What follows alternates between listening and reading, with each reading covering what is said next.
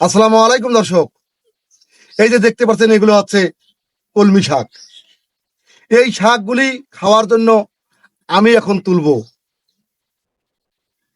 দর্শক, এই যে আমি তুলতেছি,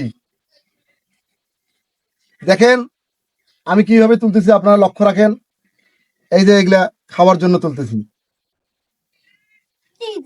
আপনাদের শাক থাকলে আপনারা এইভাবে তুলবেন। এই শাকগুলো রান্না করে খাওয়ার জন্য আমি তুলতেছি। এই শাকগুলো যে আমি এখানে ভেঙে ভেঙে নিচ্ছি, এগুলো থেকে আবারও কুশি বাইর হবে। দর্শক, এটি একটি লতানো শাক। এর ডাটা দেখেন ফাঁপা এবং নরম হয়। এতে প্রচুর পরিমাণে ভিটামিন এ, ভিটামিন সি এবং বি কমপ্লেক্স থাকে।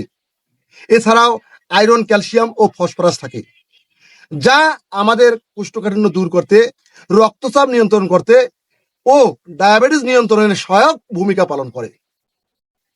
এই শাক আমরা ভাজি, ভর্তা, ডাল ও ভাজা মাছের সঙ্গে রান্না করে খেতে পারি।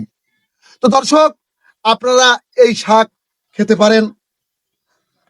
আমি আরিফ চৌধুরী বিদায় নিচ্ছি। ভালো থাকবেন, সুস্থ থাকবেন। আল্লাহ হাফেজ।